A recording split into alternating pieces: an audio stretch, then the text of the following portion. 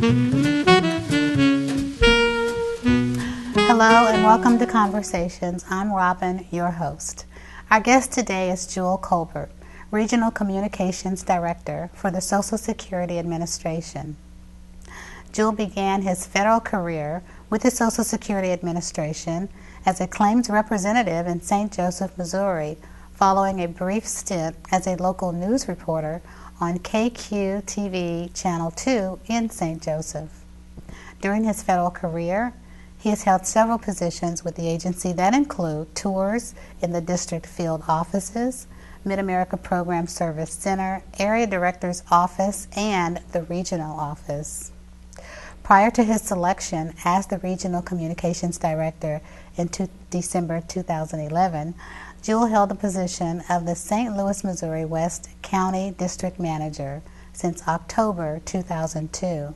He has also held the positions of Project Manager in the Kansas City Regional Office and later Deputy Regional Communications Director in the Regional Office. In those two positions, he directed regional and national communication and policy issues for the Office of the Regional Commissioner. In 2009, he completed a detailed assignment as the Deputy Area Director for Eastern Missouri of the Kansas City region. Jewell holds a Bachelor's of Arts degree in Communications from Missouri Western State University. He has received numerous regional and national Social Security Administration awards related to his exemplary customer service and leadership skills, including the Regional Commissioner, Social Security Deputy Commissioner, and Commissioner's Citation during his career. He is married to his college sweetheart, Vicki, and they have one son named Jared. Well, welcome, Jewell, and thank you for being here at Kansas City, Kansas Community College today. Well, thank you for having me here, and I look forward to getting an opportunity to share some information related to the Social Security Administration, the things we do and programs we administer. Okay, and I'm going to cover a lot of topics, but first I want to know about your website and some of the online services that you have. Okay, our website is www.socialsecurity.gov, and we one of the things we do with Social Security is we have a number of different ways people can interact with us. We have currently been pushing our internet access and our internet abilities to our customers. Things that a lot of people maybe aren't aware of, and many people are, is that you can file for retirement benefits online, disability benefits. You can do some what we call post-entitlement events online. Another thing that we've just pushed out in November is the what we call the I-Spanish claim, which is you can file an internet claim via Spanish, okay, electronically, and again, we know there are a number of ways people like to contact our offices, whether it be in person, via telephone, or online, but our website is one of the top-notch websites of federal agencies, and we're just really proud of it, and it's very user-friendly. I encourage every time I can to have people go out on our website, again, at www.socialsecurity.gov, and just kind of take a look. The homepage will kind of just guide you through some of the basic pieces of our website. Okay, so is the Spanish portion of it the new initiative? That's actually a new initiative where we've actually got a person who is primarily Spanish speaking can go right online, file a claim via. Everything is in Spanish. Okay. And it's so far everything has been going very well. We have I don't have the actual numbers with me now, but in terms of the number of people filing on our Spanish I claim, they're doing really well, and we've had great reviews related to people being able to access and being able to understand and go through and pretty much it's the retirement claim at this point, and then the disability claim, and down the road we hope to add some other things to our website to make it again much more user friendly. With Social Security and that Social Security number, there's a lot of information that's very sensitive. So one of the things in terms of doing things online is we want to make sure we're talking to the person who we should be talking to, right. And because when you're face to face, you can see that individual, tell, okay, yeah, I know this is Robin Torez, and I'm talking to Robin Torez or Jewell Colbert. But online, it's different. So we have some things in place to make sure that we are talking with the right person, doing the services with the correct individual. So there's some security measures a person has to go through once they go online in terms of answering some basic information. But yeah, we're real pleased with it and just happy with it, and continue to encourage people to go out on our website. Well, I can't wait to use it one day, hopefully. It's a long time from now. Right, I hope so. Let's get right into Social Security cards. Sure. What is the purpose? Social Security numbers. And that's a good question. And I get that question a lot. It's basically the Social Security Act of Section 205 that basically said everybody needs to have a Social Security number, really for one. Work purposes. That information, that 9-digit number, prior to 1980, in the 1980s, was basically used to track. Well, it still is actually, but to track work and to use as identification. But a lot of times before the 1980s. People aged 14 and younger, you weren't getting a Social Security number because you weren't working before age 14.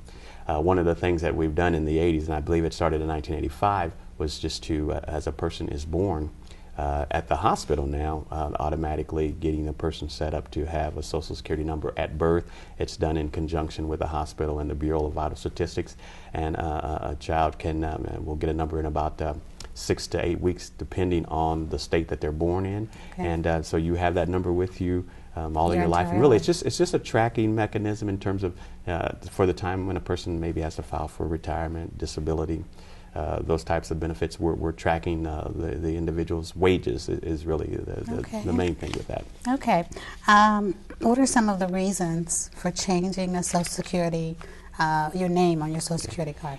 Two of the biggest reasons is when a person either gets married or when they get a divorce. We were talking earlier, one of the things that always happens is if you come in to show that you want to change your name on your Social Security card, we always want to remind people your number will stay the same. It's just the name that will show different, and that's the most recent name that will identify you wherever you go. One of the issues that generally comes up is when a person, after they change their name, particularly if they've gotten married or gotten a divorce, they go and apply for a new job, and the employer will say, okay, well, we need to identify your Social Security number. And if you have not updated your name on your Social Security number, that can cause just a little bit of problem. You'll have to come back to a Social Security office and update your name with identification to show that the name that you're currently using, that could be changed from Jones to Smith, that you're now using the name Smith, and you need an ID. Generally, a driver's license will work. Something other than a birth certificate. I always need to tell people a driver's license, a passport, and then we can get the name changed over. Other documentation. Marriage decree or divorce decree? Yes, thank you. Okay. Marriage decree. That's really if it's a marriage or a divorce, the marriage decree or divorce decree will be really the primary things we'll need, because that will show pretty much both the name that the person was using and the name that they're currently using, and then that document generally will suffice. Okay. And it's free of charge. I always want to tell people that it's can you do that online? You can actually complete the application online, but you have to print it out and bring it into a Social Security office, because we need to actually see the certified copies, the document. We can't see copies. We need to see a certified copy or the original document. Okay. So, what would some of the reasons be for changing a number? You can't change the number. Let me take that back. If a person could identify that someone is falsely using their number for personal gain, what we like to do is send people to the federal. We refer them to the Federal Trade Commission. If somebody's using your name, your number fraudulently and trying to obtain, credit. And those types of things, you basically what we'll tell a person is bring in the police report that shows that, hey, you can see that somebody has been fraudulently using my number. and it's not automatic either, but you bring in the documentation, we forward it into our central office in Baltimore, and then we see about being able to change the number. Now, the original number will always be tied to the new number that we assign to you, so nobody would ever be able to use that number again. But then with the Federal Trade Commission, one of the things they'll have you do is check with the different credit bureaus and agencies to put a red flag on that number, so that if down the road someone is using the number fraudulently, then there's a red flag that pops up that lets the creditor know, hey, this probably isn't the person you need to be dealing with. But that's really the only reason. We try to encourage people that, the main thing is if you keep your Social Security card on your person with you, not on your person, in a safe place. I thought about on your person because I think that's what you told me. Yeah, that is what I said. You on the hand. But we want people to keep that in a safe place and keep it someplace where if you need to actually access it, you can go get it, take it to your employer or take it to whoever would need it, and then put it back in that safe place. So that would cause someone a lot of problems with not being able to apply for anything, or.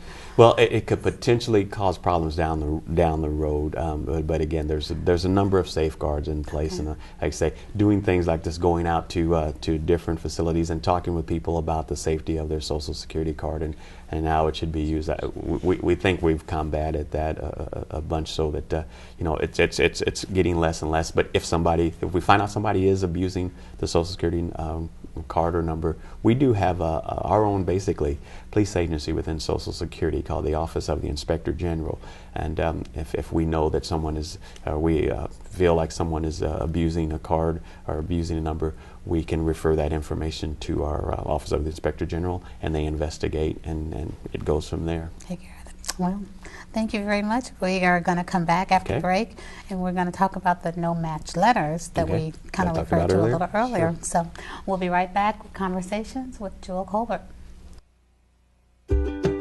Travel advisories to small business loans, government car auctions to finding a new job. Whether you have information to get or ideas to give, go to the official source, usa.gov.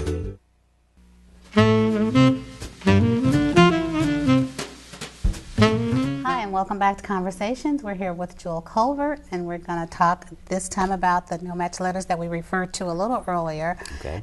When an employer receives that letter, what happens at that point? What generally happens in those situations, electronically, when an employer gets the Social Security number and name for a new employee, there's an electronic process that they go through, sending in information, verifying that number and name is matching our records.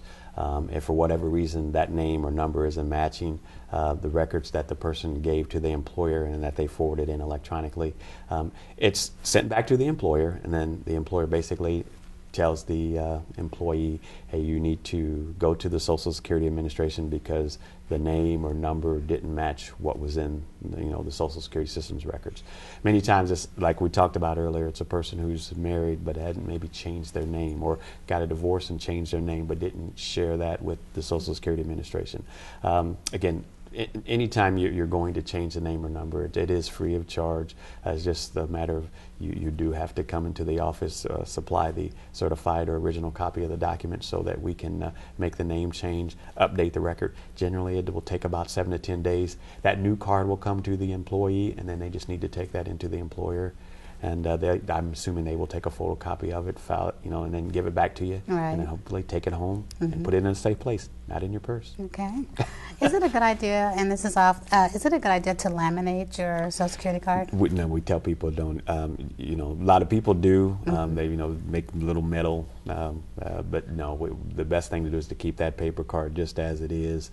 Some companies will use it with it being laminated, but the bottom line is no, you shouldn't laminate the card. You should.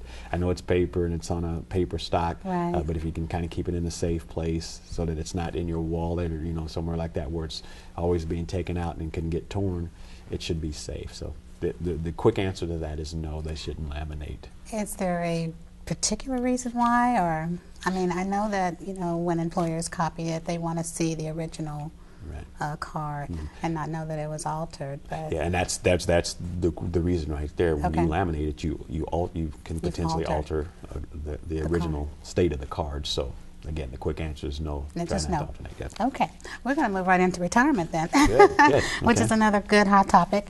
What is the age breakdown of those wanting to retire? The earliest a person can file for retirement benefits through Social Security is age 62. For people born 1939 and later, full retirement age is gradually increasing.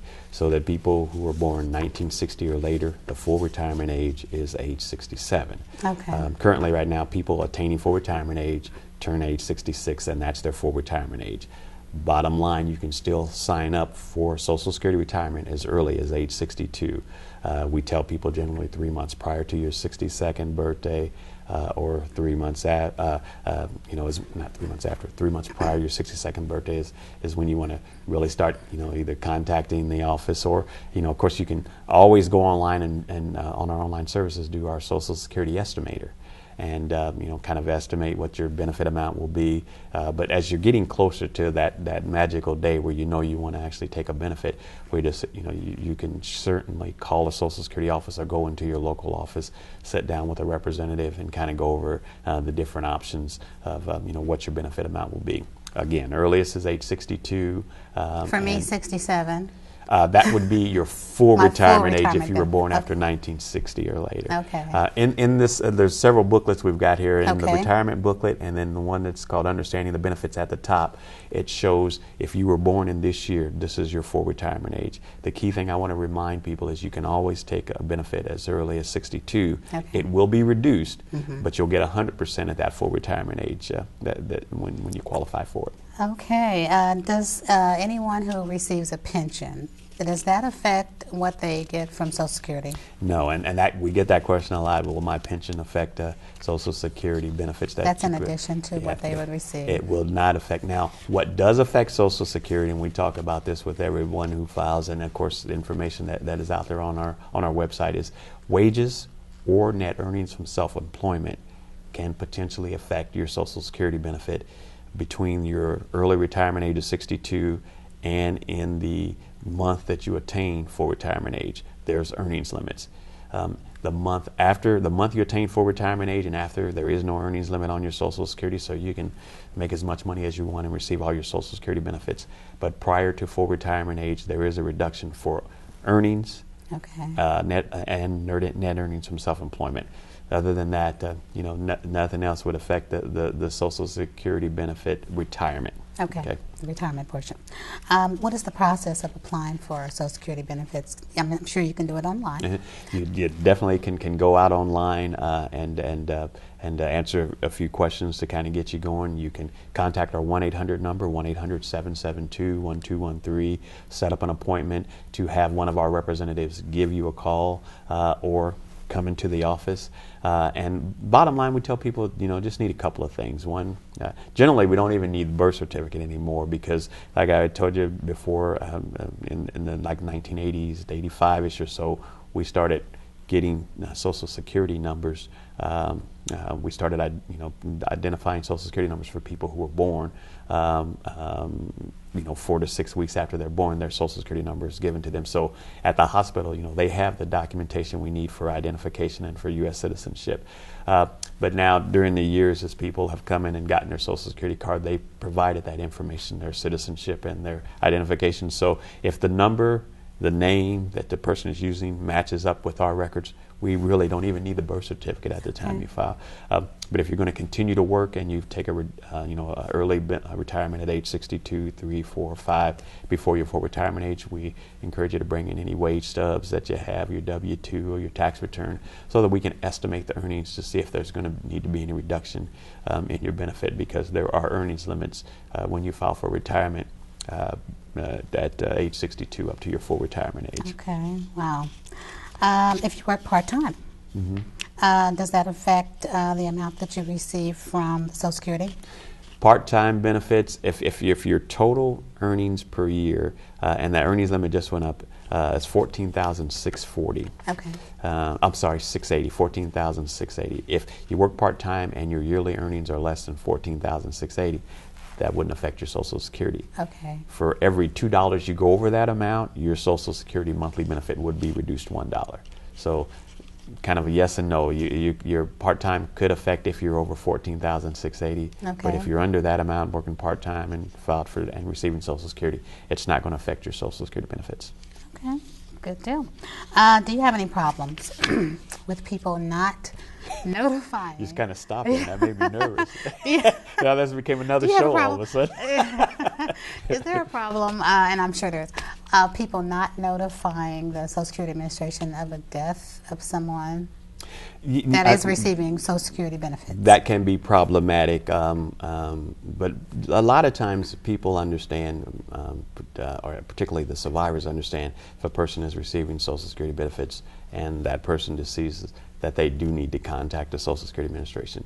What often happens is they get with the funeral director. The funeral director will, process the death, and we have now we even have an electronic process where we verify dates of death from the funeral homes directly to the Social Security Administration, so that we can, verify the date of death as well. So to say is it a problem? Not necessarily as much, because we have those mechanisms in place to be able to, if somebody deceases and they're receiving a Social Security benefit, generally the funeral director is able to take care of that, or the surviving spouse or children know that, hey, if they're deceased, they shouldn't be getting benefits, so they contact our office. Okay. What are some of the circumstances of children receiving the Social Security benefits? And that's a good question. Off of retirement, disability benefits, children, and when a person is eligible for, say, retirement or disability benefits, children under the age of 18 or 19, if they're still in high school, can potentially qualify for benefits off of that number holder's record. Of course, if a person deceases, any children under the age of 19 could potentially be eligible for benefits off of that number holder's record.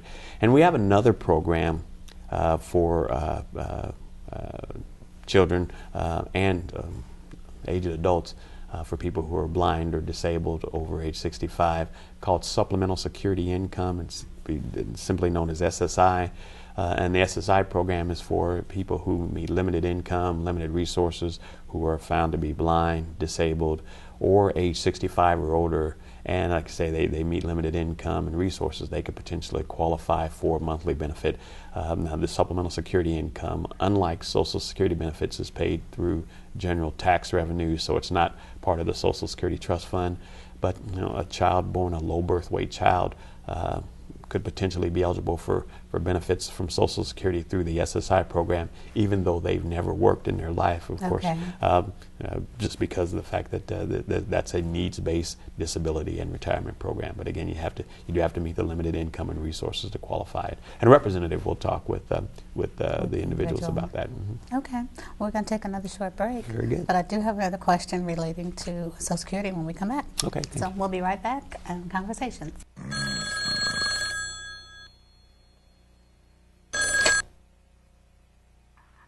Mr. Johnson, it's time to start saving.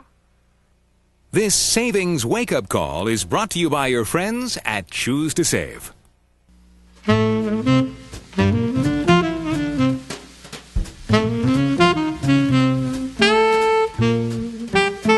Hi there, welcome back to Conversations. We're here with Jewell Colbert from the Social Security Administration. Thank you.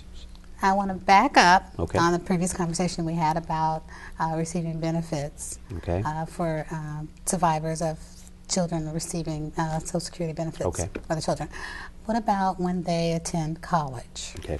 And I'm glad you brought that question up, because one of the things that we need to let people understand that a child is eligible for benefits up through age 18 or 19 if they're still in high school. Okay. And whichever comes first, once they turn age 19 or they graduate from high school, then the benefits as a dependent off of a number holder's record stops. Prior to 1983, we paid benefits up through age 22 if a person was continued to be in college. But again, that hasn't been since 1983. So it's age 18 or 19 if they're still in high school. The benefits will stop 2 months later. Or one more thing, if a child is found to be disabled before age 22, they can continue to receive benefits off of a number holder's record past that age 18 or 19 because they were found to be disabled before age 22. So those are some of the dependent benefits that a person qualifies to retire off of a retiree's record or off of a person who's disabled and has dependents. Some of the disabilities might include, and I know you said blind. Yeah, there's just Down syndrome. And actually on our website there's just it lists a number of the disabilities. Autism is that one? Autism, Down syndrome, and some of the any kind of cancers. Those are the types of disabilities. What I think is interesting to note is the Social Security Administration, we process the application for disability. However, the disability determination is made through one of our state partners, depending on, for our region, we have Iowa, Nebraska, Kansas, and Missouri. So the state agency in Iowa or in Nebraska or in Kansas and Missouri are the folk who make the disability determination. Based on that medical information that the person provides to us at that local field office, we forward on to the state agency, and that medical counselor then gathers information from the medical sources, hospitals that the person's been in, school records. If you're looking at those types of things in terms of attention I was deficit going to ask you disorder. about the ADD. That's one of them. Those are things that they gather and then make the medical determination to say yes, this person is found to be disabled, or no, the person is not found to be disabled. Send it back to our office, and then we process either to pay or deny. I think it's also important to note that if a person is denied at the initial level for a disability claim, they can always have within 60 days of the date of their notice appeal rights. So they can appeal that decision, and we help them through the process at the Social Security office as well there. Okay. Last question on Social Security. Okay. And I know this is an odd one, but would a person ever have a reason to opt out of Social Security benefits? Then again, one of those, the short answer is there's no way to opt out on Social Security legally. Okay. Okay. With the Social Security Act was in place to track wages for the reason of the employer pays their percentage and the employee pays their percentage, and that's what's used to figure the Social Security benefits that a person's eligible for should they become disabled. Should they decease, dependents could be eligible for should they at the time they retire. Right. There is no legal way to opt out. Okay. Without getting in a little bit of trouble down the road. Yeah. Okay. All right.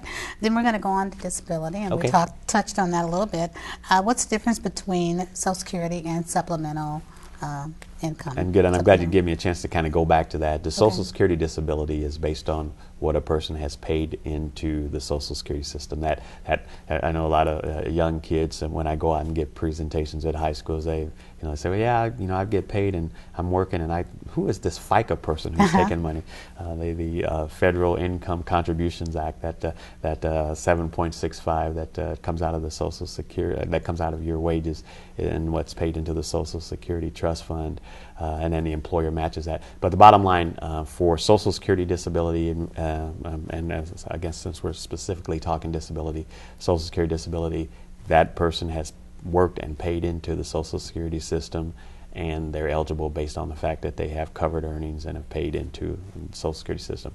Supplemental security income is again paid through general tax revenues. So again, a child who has never worked before could potentially be eligible for supplemental security income as a low birth weight, or if they're born with Down syndrome, autism, something to that nature, they could potentially be eligible for benefits. There's a set amount that we pay each month, and you have to meet limited income and resources to also qualify. But that's the difference between the two programs. Okay, quick question. What is the minimum age to receive the disability You can income? get disability, Social Security disability at any age, as long as, again, you meet those quarters of coverage. If you're under age 31, we use different rules in terms of, there's a reduced rule. But the bottom line, you have to have, from the date you became disabled, for anyone 31 or older, the date you became disabled, 5 years out of 10, you have to have what are known covered earnings. And a quarter of coverage is a little over $1,000 in 2011. So if you have like $4,500 in earnings in 10 years, and then we would take a look at 5 of those 10 years, and if you have $4,500 in 5 of those 10 years, you would basically be insured for disability benefits. But you qualify at any age, you just have to have the work to qualify. Okay. And again, if you're less than 31, we use a little bit different formula to figure the insured status. Well, we're going to run out of time really quickly here, but I want to cover one last question, Okay, and that's sure. Medicare. Mm-hmm. When should a person apply for Medicare benefits? Again, another great question. Medicare, although I've been telling you the full retirement age for Social Security is gradually increasing, Medicare, you still qualify at age 65. Okay. 3 months prior to your 65th birthday and 3 months after your 65th birthday is what we call your initial enrollment period. And we encourage people, if they're going to continue to work after their full retirement age and they want the Medicare, particularly the Part B, which is the part that comes out per month. And, right now, the monthly benefit amount is $99.90 for the Part B, which is the doctor's insurance. So you know that they do need to contact us. The hospital insurance, which covers hospital stays up to 80% of the hospital stays, and that approved charges is basically that is free. Okay. But we just encourage people, you know, since that doesn't cost a thing, you should go ahead and sign up for that. But the Part B, which is the part that comes out the monthly benefit, if you think you want that coverage, you do want to contact us. It's not going to be automatic. If you're not getting the benefit from us at the time you turn 65, we don't know you've turned 65. Okay. So you do need to contact us. And you can file for Medicare online as well. Okay. One of the options we have. Well, there is so much information on your website, and Yes, so there many is. questions I had, but wasn't able to get to them within the time limit. But they can go on your website. www.socialsecurity.gov, and there's the 6 tabs right across the top: retirement, survivor, disability, Medicare, supplemental security income, and business services for third-party advocates who want to assist people filing for Social Security. And you can get your information right there. Very user-friendly. Okay. Thank you so much, Jewell, Thank for you being for with allowing us me to be today. here. And we've learned so much. I hope so. And of course, our viewers, he's given you the website, so hopefully you'll feel free to visit that website or one of the Social Security Administration offices. Thank you for being with us today, and we'll see you next time on Conversations.